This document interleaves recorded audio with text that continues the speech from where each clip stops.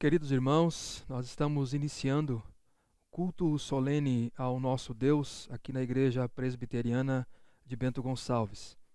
Nós queremos saudar aqueles que nos acompanham pela internet, pelo nosso canal no YouTube. Que a graça e a paz do nosso Senhor Jesus seja com todos vocês. Neste dia, que é o dia de Cristo, um dia em que nós nos reunimos para cultuarmos ao nosso Cristo ressurreto. E eu gostaria de convidar você e a sua família a nós fazermos isso nesta noite, prestarmos ao nosso Deus o culto que lhe é devido. Neste dia, nós basearemos a nossa liturgia no primeiro capítulo da Epístola do Apóstolo Paulo aos Efésios.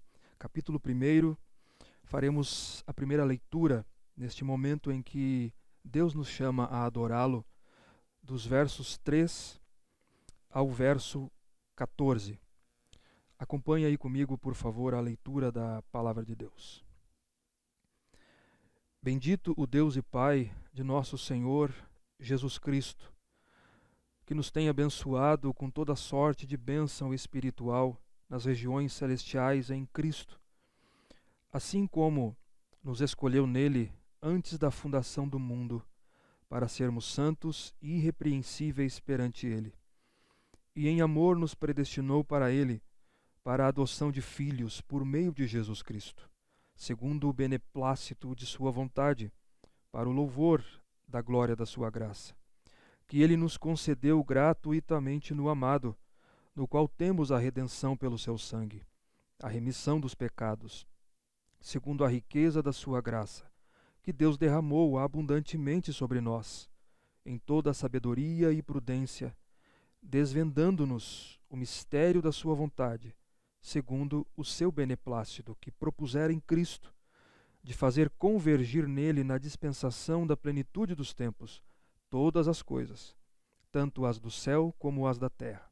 Nele digo, no qual fomos também feito herança, predestinados segundo o propósito daquele que faz todas as coisas conforme o conselho da sua vontade, a fim de sermos, para louvor da sua glória, nós, os que de antemão esperamos em Cristo, em quem também vós, depois que ouvistes a palavra da verdade, o evangelho da vossa salvação, tendo nele também crido, fostes selados com o Espírito Santo, ou com o Santo Espírito da promessa, o qual é o penhor da nossa herança, até ao resgate da sua propriedade, em louvor da sua glória. Aqui é uma descrição da doxologia do apóstolo Paulo. Doxologia, um hino de louvor do apóstolo Paulo à Trindade Santíssima, em virtude do plano da redenção. Primeiramente, um louvor ao Pai, que elegeu um povo antes da fundação do mundo.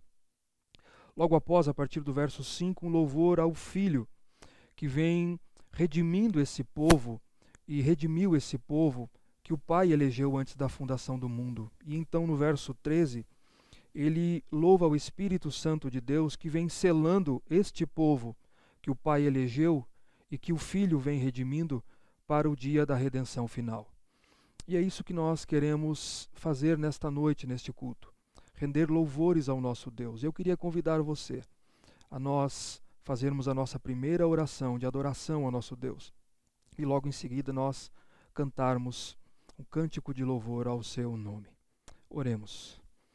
Ó Pai bendito, nós te damos glórias e louvor, ó Deus, por o Senhor permitir com que nós estivéssemos aqui para cultuar ao teu nome e para, ó Deus, cantar louvores ao teu nome e também, ó Senhor, ouvirmos a exposição da tua santa palavra. Te louvamos, ó Deus, neste momento de adoração, pelo plano maravilhoso, gracioso e misericordioso de redenção, em que o Senhor, ó Deus, antes da eternidade, elegeu um povo do qual nós fazemos parte, e por quem Cristo Jesus pagou o preço, morreu assumindo a culpa dos nossos pecados, em quem o Espírito Santo selou, nós que fazemos parte deste povo selado para o dia da redenção. Por isso nós queremos cultuar a Ti, ó Pai. Tu que és único, Tu que és maravilhoso, Tu que és um Deus gracioso. receba o nosso culto, receba a nossa adoração nesta noite, em o nome do Senhor Jesus. Amém. Cantemos ao nosso Deus, Tu és soberano.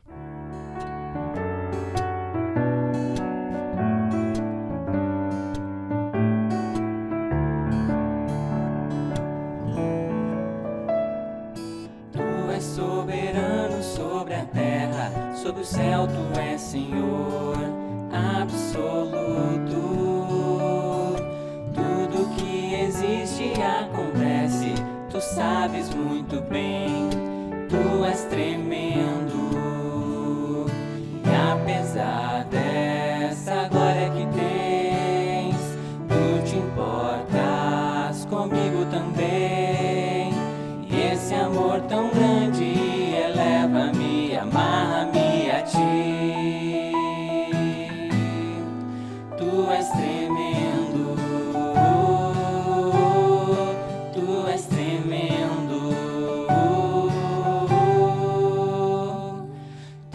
Soberano sobre a terra, sobre o céu Tu és Senhor absoluto. Tudo que existe e acontece, Tu sabes muito bem. Tu és tremendo, e apesar dessa glória que tens, Tu te importas comigo também. E esse amor tão grande eleva-me, amarra-me a Ti. Tu és tremendo, Tu és tremendo, Tu és tremendo. Mais uma vez, dando sequência ao capítulo 1 de Efésios, da Epístola de Paulo aos Efésios, sequência na leitura a partir do verso 15 até o verso 23. Momento precioso a todos nós de confissão dos nossos pecados. Nós temos esta prática e esta oportunidade que Deus nos dá, de sempre que nós nos acheguemos a Ele em culto, nós nos dobremos diante dEle, confessando os nossos pecados, reconhecendo quem nós somos e reconhecendo a misericórdia desse Deus, do quanto nós dependemos da sua bendita graça. Verso 15. Por isso também eu, tendo ouvido a fé que há entre vós no Senhor Jesus e o amor para com todos os santos, não cesso de dar graças por vós, fazendo menção de vós nas minhas orações, para que o Deus de nosso Senhor Jesus Cristo, o Pai da glória, vos conceda espírito de sabedoria e de revelação no pleno conhecimento dele, iluminados os olhos do vosso coração, para saberdes qual é a esperança do seu chamamento, qual a riqueza da glória da sua herança nos santos, e qual a suprema grandeza do seu poder para com os que cremos, segundo a eficácia da força do seu poder, o qual exerceu ele em Cristo, ressuscitando-o dentre os mortos e fazendo-o assentar à sua direita nos lugares celestiais, acima de todo principado e potestade e poder e domínio e de todo nome que se possa referir, não só no presente século, mas também no vindouro. E pôs todas as coisas debaixo dos pés, e para ser o cabeça sobre todas as coisas o deu à igreja, a qual é o seu corpo, a plenitude daquele que a tudo enche em todas as coisas. Após o apóstolo Paulo louvar a Santíssima Trindade por esse plano gracioso de redenção, feito e elaborado desde a eternidade, o apóstolo Paulo então ora pelos cristãos, ora pelos efésios, para que Deus lhes conceda entendimento, conhecimento, compreensão da grandeza desse plano redentor. E meditando nesse plano, na pessoa bendita do Filho de Deus que veio a esse mundo e morreu pelos nossos pecados, eu gostaria que nós orássemos nesse momento em uma oração de confissão. Nós faremos um breve minuto de oração silenciosa para que pensemos em nossas vidas e pensemos na misericórdia do nosso Deus e então eu estarei rompendo com uma oração de confissão dos nossos pecados. Ore aí onde você está.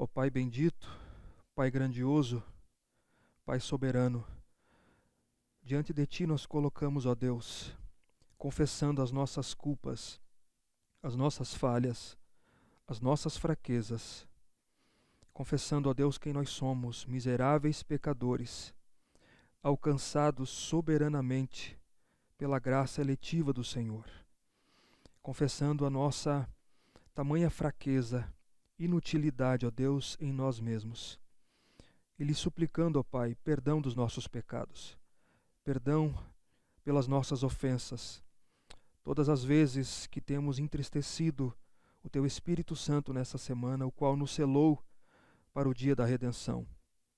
Ó Deus, apague as nossas iniquidades da Tua face, perdoas os nossos pecados e nos receba em Tua santa presença neste culto, ó Deus, perdoados, ó Deus, mediante o Teu Filho Jesus Cristo.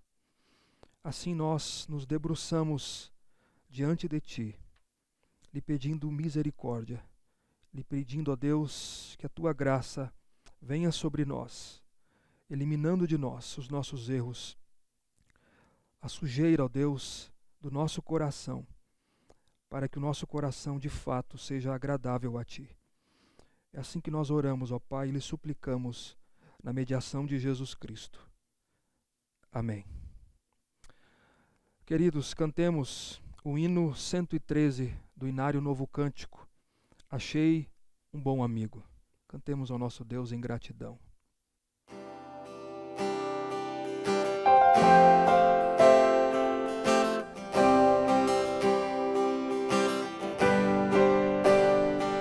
Achei um bom amigo, Jesus o Salvador, dos milhares o escolhido para mim.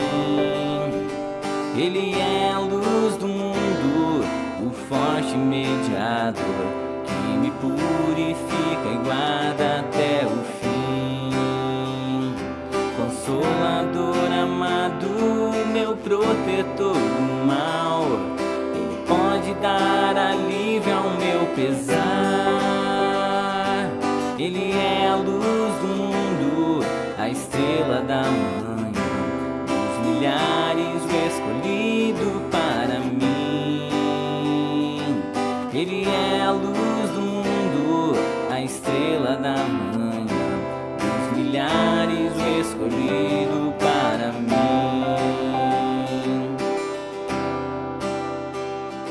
Levou minhas dores todas, as mágoas lhe entreguei. Nele tenho firme abrigo em tentação. Deixei por ele tudo, os ídolos queimei. Ele faz-me puro e santo coração. Que o mundo me abandone e persiga o tentador. Jesus me guarda até da vida ao fim. Ele é a luz do mundo, a estrela da manhã, dos milhares o escolhido para mim. Ele é a luz do mundo, a estrela da manhã, dos milhares o escolhido para mim.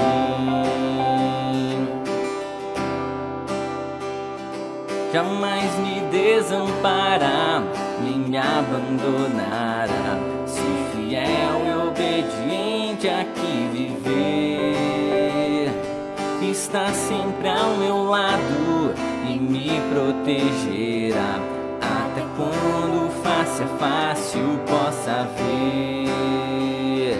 Então ao céu subindo, na glória eu me verei, meu Salvador morando enfim. Ele é a luz do mundo, a estrela da manhã,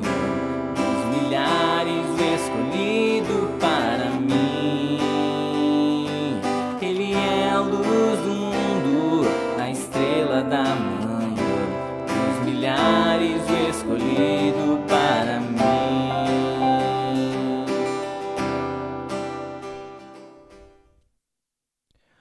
Queridos, para a nossa edificação, abramos a palavra de Deus no Salmo 131. Aí onde você está, por favor, pegue a sua Bíblia. Nós faremos a leitura do Salmo 131, dando sequência à nossa série de exposições nos cânticos de romagem dentro do Saltério de Israel. Salmo 131. Senhor, não é soberbo meu coração, nem altivo o meu olhar. Não ando à procura de grandes coisas, nem de coisas maravilhosas demais para mim. Pelo contrário, fiz calar e sossegar a minha alma. Como a criança desmamada se aquieta nos braços de sua mãe. Como essa criança é a minha alma para comigo. Espera, ó Israel, no Senhor, desde agora e para sempre. Queridos, essa é a leitura do Salmo 131. Como nós temos visto, nós estamos em uma sequência, em uma série de exposições nos salmos de peregrinação ou cânticos de romagem. Nós estamos então neste quinto livro do Saltério, e dentro deste quinto livro do Saltério nós temos esta coletânea específica de 15 salmos, que começa no Salmo 120 e vai até o Salmo 134.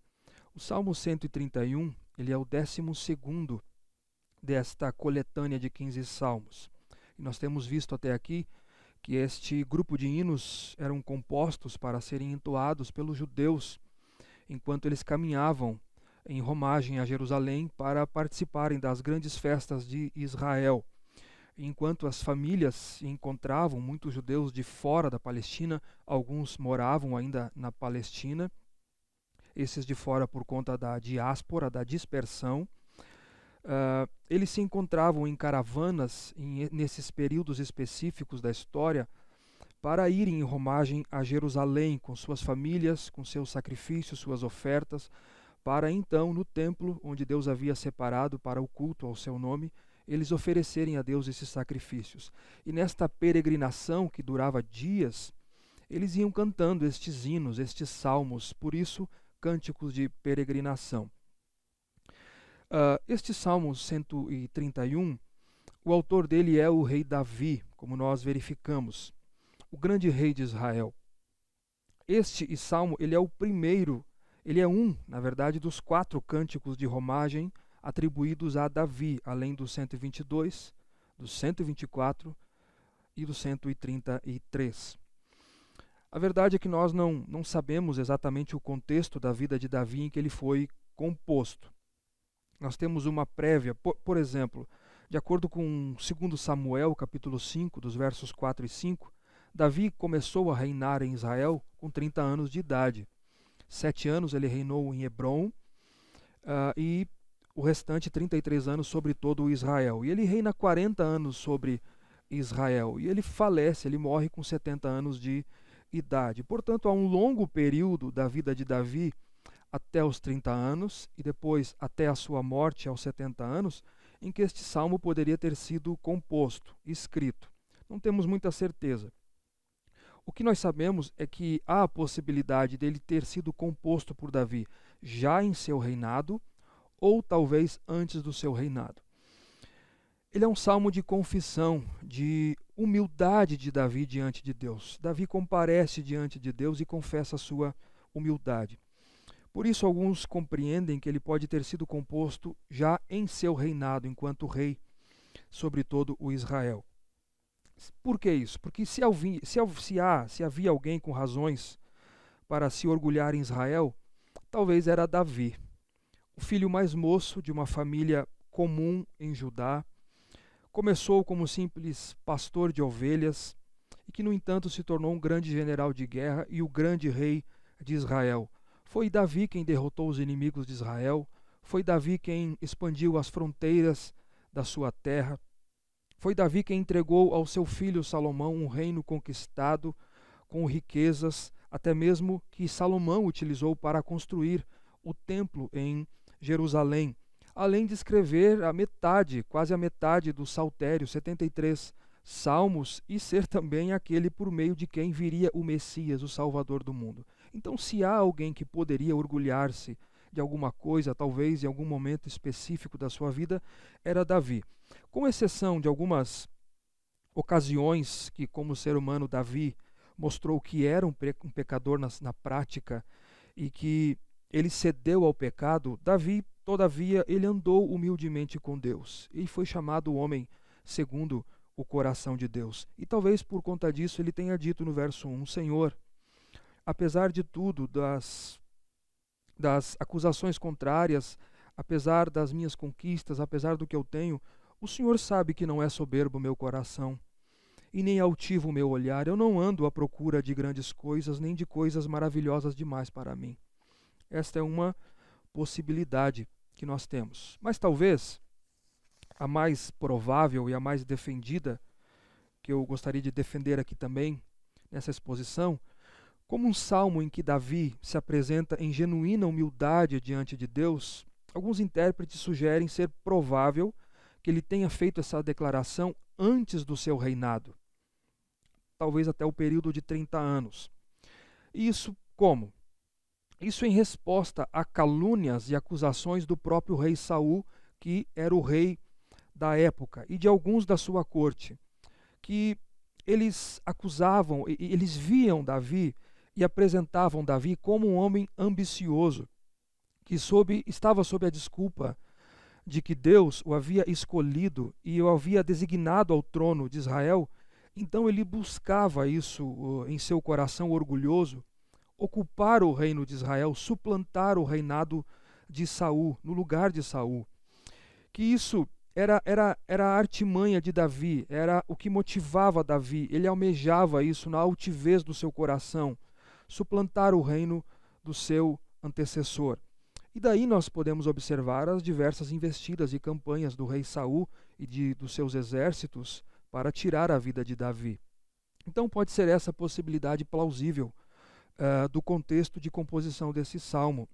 Porque nesse contexto, Davi então ele comparece diante de Deus e ele passa a expressar sinceramente a Deus que, ao contrário das suas acusações, dos seus acusadores, ele não almejava nada alto na sua vida, nem coisa grande na sua vida, que ele sentia-se confortável e confiante em toda a condição que Deus havia designado a ele, que ele não era soberbo e nem era altivo de coração como estavam lhe caluniando. E ele se dirige a Deus, confessando a sua humildade, que não era soberbo nem buscava coisas altas demais, expressando assim, como nós veremos, o seu contentamento, o seu descanso e a sua confiança em Deus. E algo que o próprio Deus poderia testemunhar. Algo que o próprio Deus o conhecia, em contraposição aos seus acusadores. Então, provavelmente esse é o contexto. Davi se comparecendo perante Deus e protestando aquelas acusações contrárias a seu estado de alma, em que Deus lhe conhecia o mais profundo do seu ser, sabia das suas intenções e que a sua alma descansava e se contentava nele e que ele então confiava em Deus. Por isso que o meu objetivo aqui nessa noite, nesse sermão, com este salmo, é que você e eu pudéssemos olhar para dentro de nós mesmos e comparecermos diante de Deus examinando sinceramente o nosso coração, a nossa alma, sondando as nossas intenções, sondando as nossas motivações diante de um Deus que sabe tudo. Há um Deus que nos conhece, que conhece o mais profundo do nosso ser, onde todas as coisas são manifestas diante dos seus olhos, que nada fica oculto, mas que tudo é patente aos olhos desse Deus. Se há em nós essa humildade, esse contentamento, esta satisfação, como Davi vai dizer, como uma criança que é desmamada. Mas também um segundo ponto que nós veremos aqui é que é verdade, este salmo, historicamente, ele tem sido visto como um grande desafio e tem sido motivo de debates ao longo da história a todos os cristãos, a todo o povo de Deus, porque ele nos chama a um desafio muito grande, a comparecer à presença desse Deus e podermos ter condições de dizer essas palavras a Deus. Será que poderíamos dizer isso a Deus?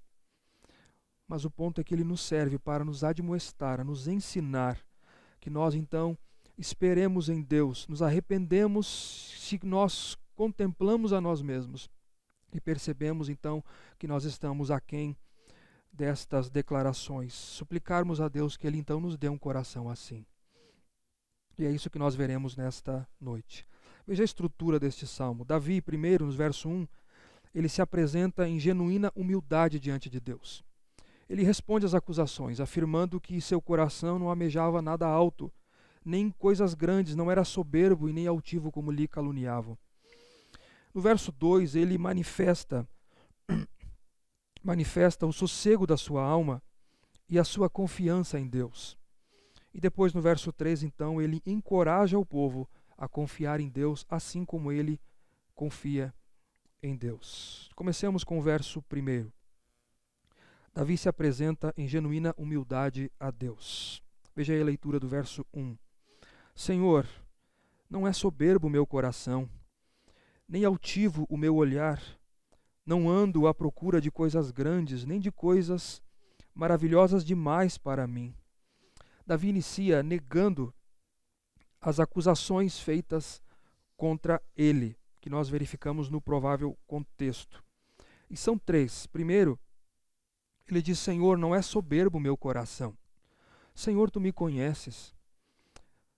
Tu conheces o meu íntimo, o meu interior. Eu não estou soberbo, eu não sou orgulhoso. O meu coração não se elevou demais. Eu não estou com pretextos, como alguns dizem, como um homem ambicioso que, sob a desculpa de que o Senhor havia me designado ou me designou ao trono de Israel, eu busco então, no orgulho do meu coração, na ambição do meu coração, ocupar o lugar do rei de Israel, do rei Saul.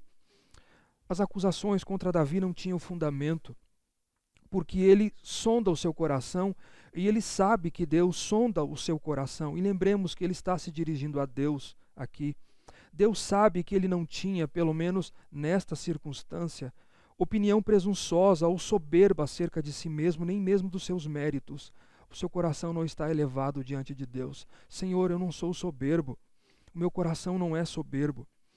Então, Davi, contrário às acusações, ele se apresenta a Deus diagnosticando a humildade do seu coração. Eu não quero isso para mim, eu nunca almejei isso para mim, ó Deus. O meu coração não está elevado como dizem, não sou orgulhoso como dizem. Segundo lugar, ele diz ainda no verso 1, nem é altivo o meu olhar. Quer dizer, os meus olhos não são arrogantes para aqueles que estão à minha volta. Eu não tenho um olhar desdenhoso para com eles, para com ninguém, tu me conheces. Eu nem me vejo acima de outros e não me considero superior a outras pessoas. Não me vejo nem maior e muito menos melhor do que o rei de Israel, do que o rei Saul, a ponto de querer suplantá-lo. Longe de mim isso, Senhor. Tu me conheces. Vocês sabem qual é o problema de um olhar altivo, de um olhar arrogante? É que ele parte de um pressuposto estritamente errado e cego. O de alguém ter um conceito excessivamente elevado acerca de si mesmo. Quantas pessoas lhe veem desta maneira? Quantas pessoas lhe observam? Talvez esse olhar altivo, e fica muito patente aos olhos daquele que lhe observa, um olhar exacerbadamente elevado acerca de você mesmo. Perceba que, tempo depois, o seu filho Salomão, filho de Davi, escrevendo o livro de Provérbios, no capítulo 6, dos versos 16 a 19, ele diz o seguinte: 6 coisas o Senhor aborrece, e a 7ª ele abomina. Eu pergunto a você, adivinhe qual é a primeira? Verso 17, são olhos altivos. 6 coisas o Senhor aborrece, mas a primeira são olhos altivos. E seu pai havia comparecido diante de Deus antes dele, e dito isso: Senhor, tu me conheces, tu sabes que não é altivo o meu olhar. Terceiro, Não é soberbo meu coração, não é altivo meu olhar, e eu não ando à procura de grandes coisas, nem de coisas maravilhosas demais para mim. Eu não procuro, ó Deus, e não me dedico a coisas que estão acima ou além daquilo que faço. Talvez ele esteja dizendo a Deus: eu sou o 8º filho de Jessé, um cidadão comum da tribo de Judá que pastorei ovelhas para o meu pai. Eu não proponho dentro de mim, dentro da minha alma, e não ando procurando coisas que estão além da minha posição. Eu não ambiciono isso, ansiando coisas ambiciosamente, como me acusam. A tradução da Almeida Fiel, ela diz: eu não me exercito em grandes matérias. Eu não fico me exercitando nessas coisas, buscando coisas que estão além de mim, talvez das minhas habilidades. Não aspiro questões altas demais. Uma tradução talvez um pouquinho mais compreensiva: grandiosas ou maravilhosas demais. Não me envolvo com coisas grandiosas para a minha vida. Davi, o que nós aprendemos aqui é que Davi olhava para dentro de si e ele contemplava satisfação e ele contemplava contentamento. Satisfação e contentamento. E é isso que eu e você precisamos. Contentamento a Deus, em Deus, com aquilo que Deus tem feito na sua vida, com aquilo que Deus tem lhe dado, onde Deus tem lhe colocado e onde Deus tem lhe designado. Tudo que Deus lhe destinou. Tenha satisfação em Deus, contentamento em Deus. Quantos cristãos tiveram e ainda estão tendo seus corações bombardeados por um falso ensino de que Deus deseja que todos os seus filhos sejam prósperos materialmente, e de que quando isso não acontece, ou é falta de fé ou é falta de piedade em Deus. E aqui eu nem estou expondo os argumentos mais exacerbados desta teologia chamada teologia da prosperidade. Isto é um falso ensino. Veja as palavras de Davi. Vejam as palavras de Davi. Pessoas estão sendo ensinadas, os seus corações estão sendo alimentados a buscarem coisas altas demais, maravilhosas demais nesse mundo, concentrarem todos os seus esforços na ambição do seu coração, em querer tudo o que esse mundo tem para dar, materialmente falando. Mas o ponto é que, infelizmente, a culpa ela não pode recair somente a estes falsos mestres, a estes falsos pregadores contemporâneos, mas também naqueles que entregam os seus ouvidos e os seus corações a eles. Porque a verdade é que se eles não existiriam, se não fosse estas pessoas que entregassem os seus corações e os seus ouvidos a eles, se não fosse a ambição e o desejo desenfreado dos seus corações, se não fosse isso, se elas não estivessem à procura de coisas grandes e maravilhosas demais para elas, a verdade é que os dois serão julgados. Todos haveremos de comparecer diante do tribunal de Deus. Aquele que ensina o erro, mas também aquele que não suporta a sã doutrina e por isso prefere o erro que alimenta a sua carne e o seu coração ambicioso. E Davi dizia: Senhor, tu me conheces. Eu não procuro coisas grandes, nem coisas maravilhosas demais para mim. Este é o primeiro verso, Davi se apresentando diante de Deus com toda a sua humildade. Logo em seguida, no verso 2, ele manifesta então o sossego da sua alma e da sua confiança em Deus. Veja aí no verso 2. Pelo contrário, fiz calar e sossegar a minha alma, como a criança desmamada se aquieta nos braços da sua mãe. Como essa criança, a minha alma, para comigo. Pelo contrário, pelo contrário aqui, ele pressupõe o verso 1, ou seja, se no verso 1 ele nega as acusações feitas contra ele, de coração soberbo, coração ambicioso, olhos altivos, arrogantes, e de alguém que procura coisas altas demais, agora ele diz, pelo contrário, ele passa a descrever então como de fato ele se encontra diante de Deus, como está a sua alma diante de Deus. E ele diz no verso 2, eu fiz calar e eu fiz sossegar a minha alma. Pelo contrário, Senhor, eu acalmei, eu tranquilizei a minha alma. Davi estava satisfeito em Deus, com as condições que Deus havia estabelecido a ele. Ao contrário do que me dizem, a minha alma, ó Deus, está sossegada. Eu não tenho desejo de me promover, pelo contrário, eu descanso naquilo que o Senhor me destina. Se o contexto é esse que nós estamos mencionando, ou seja, antes do reinado de Davi, então ele pode estar dizendo que, como não era um altivo almejando o reinado, ele não se comportou então impacientemente a ponto de tentar conseguir a coroa de Israel, o trono de Israel, a todo custo. Por mais que Deus o tenha separado para isso, ele tenha sido ungido para isso e destinado para este fim, ele não tentava buscar isso a todo custo. A alma dele não ansiava a ponto de querer suplantar o reinado de Saul. Ele diz: Senhor, eu fiz sossegar a minha alma. A minha alma está em paz, a minha alma está tranquila quanto a isso. Isso, queridos, é um retrato de um coração humilde e de uma alma satisfeita em Deus, que espera em Deus e que descansa em Deus, em tudo que Deus havia designado a ele. Fiz, Senhor, sossegar a minha alma. Veja o que é uma alma em paz, uma alma sossegada, uma alma quieta, uma alma que repousa e descansa na provisão de Deus. Então ele vai ilustrar o sossego da sua alma. Ele vai dizer aqui, na sequência do verso 2, que ela é como uma criança desmamada. E ele faz isso para descrever a sua segurança em Deus e a sua confiança no próprio Deus. Veja aí, como a criança desmamada se aquieta nos braços de sua mãe, como essa criança é a minha alma para comigo. As crianças israelitas eram desmamadas aos 2 ou 3 anos de idade, talvez 4 máximo, o que marcava esse período da primeira infância delas.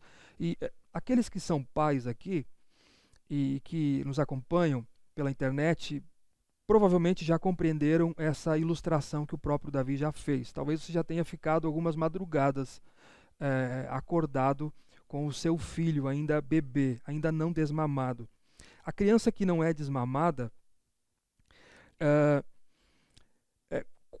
enquanto ela não tem aquilo que ela quer, o leite, não há nada que possa aquietá-la.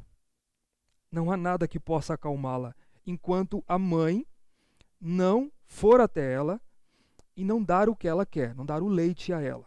Então, enquanto ela não estiver mamando no peito da sua mãe, ela não sossega, ela nunca irá sossegar, ela não se aquieta.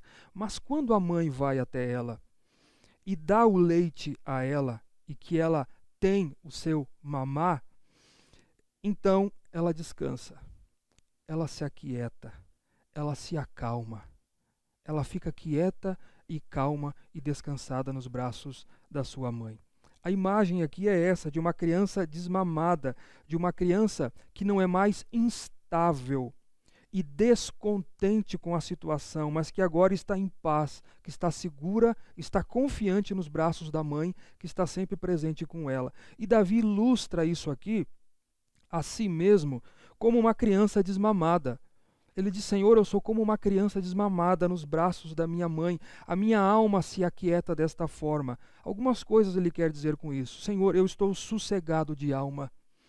Eu não estou mais instável, eu não sou instável e descontente, mas eu estou seguro no Senhor. A minha alma está contente, há satisfação, há contentamento na minha alma e no Senhor. Então ele reflete aqui uma alma que confia em Deus e que, assim como uma mãe com o seu bebê, está sempre presente para confortá-lo. É uma alma segura. Como essa criança é a minha alma para comigo. Então aqui nós podemos compreender no contexto o que Davi está querendo dizer no escopo geral.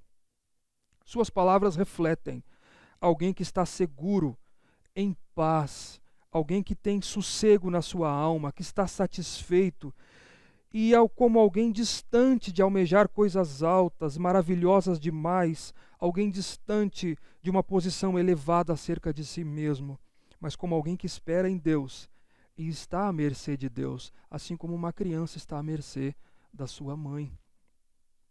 Lembra o que eu disse no início? Como está a sua alma? Como você está diante de Deus? Você está satisfeito, satisfeita, segura, sente-se segura, em paz, com a alma aquietada, confiante?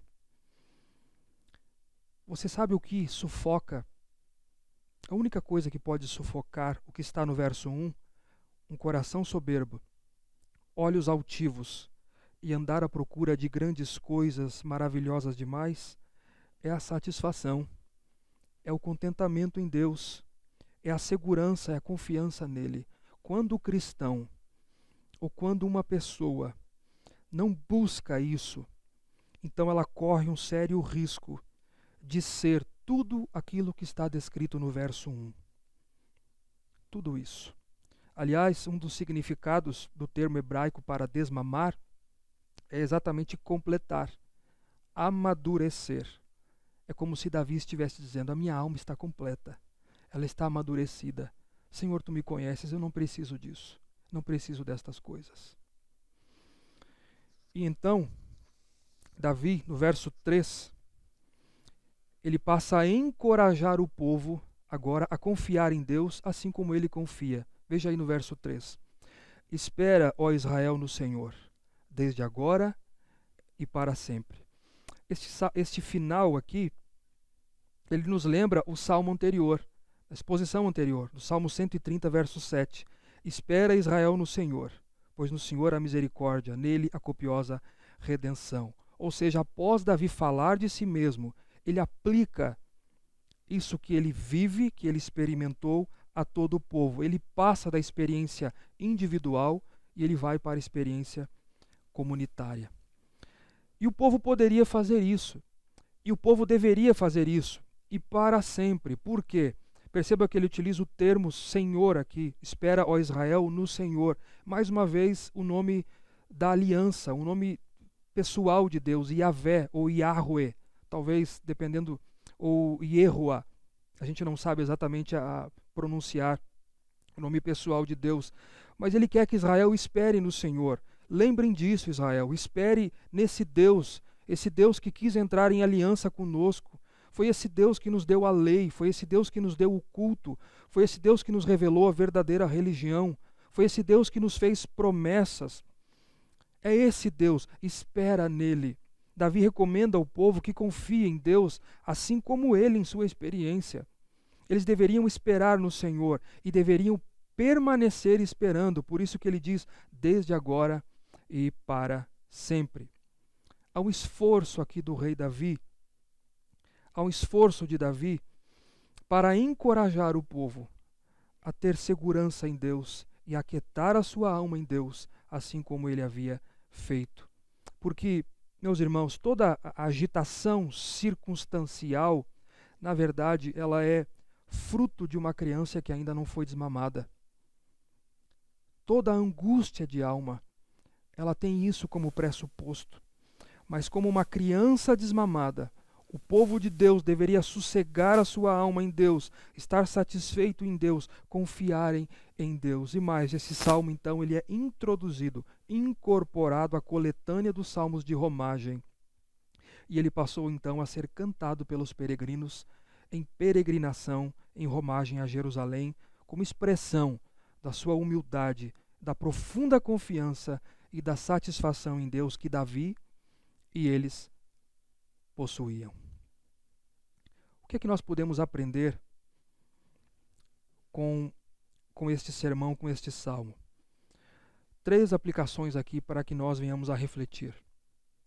Primeiro, a consciência da nossa integridade para com Deus. Como disse o presbiteriano do século 17 e 18, o Matthew Henry, ele diz o seguinte, vou citar ele aqui literalmente, abre aspas, a alegria de Davi era que seu coração podia testemunhar dele que andava humildemente com seu Deus, não obstante as censuras e as tentações sobre as quais ele andava, apesar das acusações ou dos sentimentos antagônicos a ele. ele poderia testemunhar no seu coração como ele estava diante de Deus. Ele poderia dizer a Deus: Senhor, sonda o meu coração e veja em mim se há em mim o que dizem, mas tu sabes que fiz sossegar a minha alma em ti. Tu sabes, tu conheces o meu íntimo.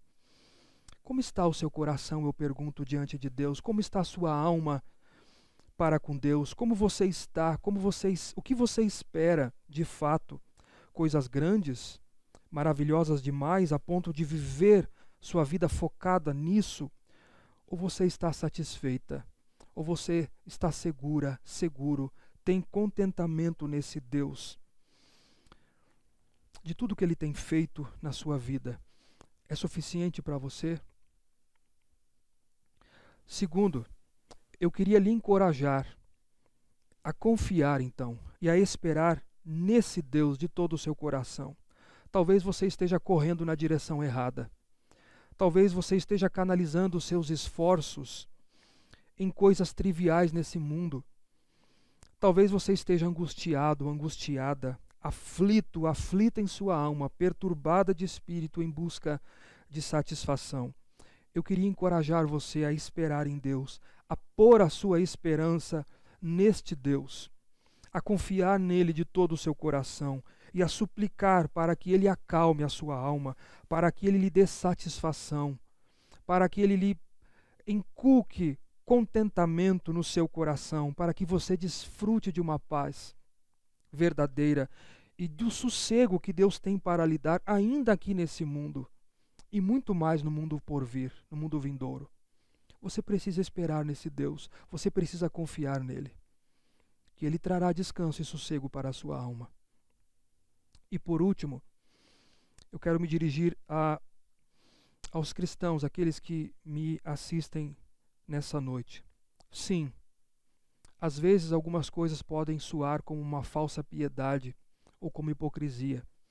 Então sim, historicamente este salmo, ele sempre foi um desafio aos cristãos e, como eu disse no início, motivos de debates. E é provável que, assim como eu, você olhe para as palavras contidas neste salmo e se veja frágil em proferi-las. Se sinta frágil diante desta confissão de Davi. Verdade, se for pelos meus e pelos teus méritos, se for pelas nossas forças. Mas eu queria dizer para você que é em Cristo Jesus e que é o próprio Jesus que nos capacita para vivermos para Ele nesse mundo. É Ele quem opera em nós a capacidade para fazermos a sua vontade. Você não pode esperar em você mesmo. Nós podemos esperar na força que vem desse Deus, deste Cristo ressurreto, que ressuscitou dos mortos para a nossa justificação, e no seu Espírito Santo que aplica em nós a obra da redenção, que nos capacita e que nos dá força e poder para fazer a sua vontade. Por isso você precisa depender de Cristo, pois somente Ele, que é o único mediador entre nós e Deus, pode nos conduzir à vontade do Pai. Então confie nele, descanse nele, confie na força que Ele dá. Que Deus abençoe a sua vida. Vamos orar ao nosso Deus. Ó Pai bendito, nós te agradecemos mais uma vez, ó Pai, pela exposição da Tua palavra. E eu quero lhe suplicar nessa hora que o Senhor venha abençoar aqueles que nos assistem. Ó Deus, aplicando esta palavra no coração, fortalecendo as vidas. Ó Deus, trazendo o povo a confiar no Senhor, plantando esperança, confiança no Senhor. E aqueles que confiam no Senhor, aqueles, ó Deus, nesta hora que estão esperando em Ti, que o Senhor traga sossego à alma, descanso, contentamento em Ti e satisfação na bendita pessoa do Teu Filho. Porque Tu, ó Deus, é tudo que nós precisamos para vivermos com uma alma tranquila, quieta e sossegada nesse mundo. Na mediação de Jesus Cristo é que nós oramos. Amém. Que Deus abençoe a sua vida.